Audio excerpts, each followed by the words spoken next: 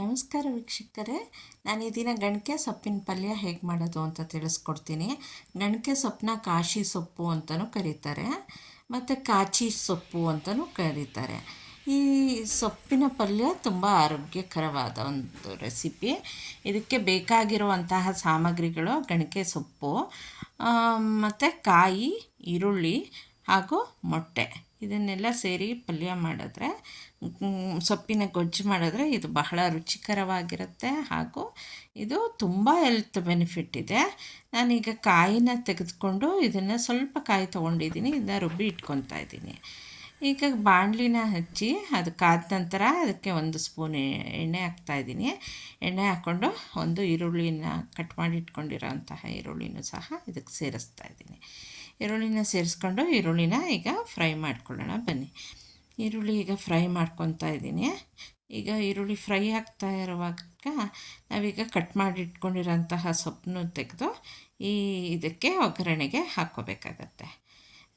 ಈ ಕಾಶಿ ಸೊಪ್ಪಲ್ಲಿ ಒಂದು ಸಣ್ಣ ಸಣ್ಣ ಟೊಮೆಟೊ ರೀತಿ ಹಣ್ಣುಗಳು ಬಿಡುತ್ತೆ, ಕಪ್ಪಗಿರುತ್ತೆ. ಅದು ಕೆಂಪು ಅಥವಾ ನೇರಳೆ ಬಣ್ಣದ ಒಂದು ಹಣ್ಣು. ಇದು ತುಂಬ ಒಳ್ಳೆಯದು. ನಿಮ್ಮ ಮಕ್ಕಳಿಗೆ ಕೆಮ್ಮಿದ್ರೆ ಇದೊಂದು ಹಣ್ಣು ತಿನ್ನಿಸಿದ್ರೆ ಅಥವಾ ಈ ಸೊಪ್ಪೆಲ್ಲ ತಿನ್ನಿಸಿದ್ರೆ ಇಮಿಡಿಯೇಟಾಗಿ ಕ್ಯೂರ್ ಆಗುತ್ತೆ. ಇದರ ರಸನೂ ಸಹ ಕುಡಿಸ್ಬೋದು. ಕೆಮ್ಮು, ಕಫ ಇದೆಲ್ಲ ಬೇಗ ನಿವಾರಣೆ ಆಗುತ್ತೆ. ಜ್ವರಕ್ಕೂ ಸಹ ಈ ಸೊಪ್ಪನ್ನು ಉಪಯೋಗಿಸ್ಬೋದು. ಮತ್ತು ಮೌತ್ ಅಲ್ಸರ್ ಇದ್ದರೆ ಆ ಅಲ್ಸರ್ಗೂ, ಹುಣ್ಣಿಗೂ ಇದು ಒಂದು ಸೊಲ್ಯೂಷನ್ ಕೊಡುತ್ತೆ. ಇಮಿಡಿಯೇಟಾಗಿ 1 or 2 ಟೈಮ್ಸ್ ತಿಂದರೆ ಇದು ಬಾಯಿ ಹುಣ್ಣೆಲ್ಲ ಕಮ್ಮಿ ಆಗುತ್ತೆ. ಮತ್ತು ಹೊಟ್ಟೆಯ ಅಲ್ಸರ್, ಸ್ಟಮಕ್ ಅಲ್ಸರ್ ಎಲ್ಲ ಇದ್ದರೆ ಅದೆಲ್ಲ ಕ್ಯೂರ್ ಆಗುತ್ತೆ. ಮತ್ತು ಮೇಜರಾಗಿ ಇದು ಕಾನ್ಸ್ಟಿಪೇಷನ್ ಪ್ರಾಬ್ಲಮ್ನೂ ಸಹ ನಿವಾರಣೆ ಮಾಡುತ್ತೆ. ಮತ್ತು ಈ ಎಲ್ಲ ಪ್ರಾಬ್ಲಮ್ಸ್ಗೂ ಈ ರಸನ ಬಳಸಬಹುದು. ಮತ್ತು ಸೋರಿಯಾಸಿಸ್ ಪ್ರಾಬ್ಲಮ್ಮು ಇದಕ್ಕೆಲ್ಲ ಈ ರಸನ ಉಪಯೋಗಿಸ್ಕೋಬೋದು. ಅರಿಶಿನದ ಜೊತೆ ಹಾಕ್ಕೊಂಡು ಇದನ್ನು ಬಳಸ್ತಾರೆ.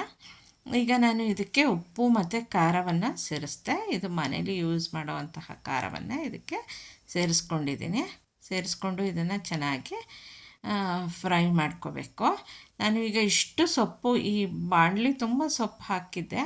ಇದು ಎಲ್ಲ ಹಿಂಗೆ ನೀರು ಬಿಟ್ಕೊಂಡು ಸ್ವಲ್ಪ ಸೊಪ್ಪು ಹಂಗೆ ಕಾಣುತ್ತೆ. ಈಗ ನಾನು ಇದಕ್ಕೆ ಕಾಯಿನೂ ಸಹ ಸೇರಿಸ್ಕೊಂಡೆ, ರುಬ್ಬಿದ್ದಂತಹ ಕಾಯಿನ. ಈಗ ಕಾಯಿ ಎಲ್ಲ ಹಾಕಿ ಈಗ ಚೆನ್ನಾಗಿ ಮಿಕ್ಸ್ ಮಾಡ್ಕೊಳ್ಳೋಣ. ಇದು ಸೊಪ್ಪು ಸ್ವಲ್ಪ ಹೆಚ್ಚಿನ ಟೈಮು ಕುದಿಬೇಕಾಗತ್ತೆ. ಬೇಯಲಿಕ್ಕೆ ಇದು ಸ್ವಲ್ಪ ಜಾಸ್ತಿ ಸಮಯ ತಗೊಳುತ್ತೆ. ಈಗ ಅದಕ್ಕೆ ನಾನು ಸ್ವಲ್ಪ ನೀರನ್ನ ಹಾಕ್ಕೊಂಡು ಇದನ್ನ ಕುದಿಲಿಕ್ಕೆ ಇಡ್ತೀನಿ. ಚೆನ್ನಾಗಿ ಬೇಯಲಿಕ್ಕೆ ಇಟ್ಟು ಇದು ಚೆನ್ನಾಗಿ ಬೇಯ್ಕೋಬೇಕು. ಆ ನಂತರ ನಾವು ಇದಕ್ಕೆ ಮೊಟ್ಟೆನ ಆ್ಯಡ್ ಮಾಡಿಕೊಂಡ್ರೆ ಇದ್ರದ್ದು ರುಚಿ ಇನ್ನೂ ತುಂಬ ಚೆನ್ನಾಗಿರುತ್ತೆ. ಇವಾಗ ಇದನ್ನು ಬೇಯಲಿಕ್ಕೆ ಬಿಡೋಣ. ಈ ಸೊಪ್ಪಿನ ಬೆನಿಫಿಟ್ಸು ತುಂಬ ಇದೆ. ಇದನ್ನು ನೀವು ತಿಂಗಳಿಗೆ 1 or 2 ಟೈಮ್ಸ್ ತಿಂದರೆ ಇದು ಹೆಲ್ತ್ ಬೆನಿಫಿಟ್ಟು ಬಹಳ ಇರುತ್ತೆ.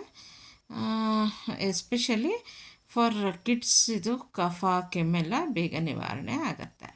ಈಗ ನೋಡಿ ಇದು ಹಿಂಗಿದೆ. ಇದಕ್ಕೆ ನಾನು ಈಗಾಗಲೇ ಮೊಟ್ಟೆನ ಒಡೆದು ಒಂದು ಕಡೆ ಇಟ್ಕೊಂಡಿದ್ದೀನಿ. ಅದನ್ನು ಸಹ ಇದಕ್ಕೆ ಸೇರಿಸ್ಕೊತೀನಿ. ಚೆನ್ನಾಗಿ ಕುದ್ದಿದೆ ಅಲ್ವಾ? ಈಗ ಮೊಟ್ಟೆನ ಸಹ ಆ್ಯಡ್ ಮಾಡೋಣ. ಈಗ ಮೊಟ್ಟೆನ ಆ್ಯಡ್ ಮಾಡಿದ್ದೀನಿ. ಈಗ ಇದನ್ನು ಚೆನ್ನಾಗಿ ಕಲಿಸ್ಕೋಬೇಕು. ಸೊಪ್ಪಿಗೆಲ್ಲ ಈ ಮೊಟ್ಟೆ ಹರಡ್ಕೋಬೇಕು. ಇದೊಂದು ಸ್ವಲ್ಪ ಒಗ್ರಾಗಿರುತ್ತೆ, ಆದ್ದರಿಂದ ಮೊಟ್ಟೆ ಸೇರಿಸಿದ್ರೆ ಇದರ ರುಚಿ ಚೆನ್ನಾಗಿರುತ್ತೆ ಒಂದು ರೀತಿ. ಇದನ್ನು ಮುದ್ದೆ ಜೊತೆನೂ ತಿನ್ನಬಹುದು, ಚಪಾತಿಗೂ ತಿನ್ನಬಹುದು, ಇಲ್ಲಾಂದರೆ ನಿಮಗೆ ಒಂದು ಪಲ್ಯದ ರೀತಿಯೂ ತಿನ್ನಬಹುದು. ಒಂಥರ ಇದು ಸ್ಪೆಷಲಾಗಿ ತುಂಬ ರುಚಿಯಾಗಿರುತ್ತೆ.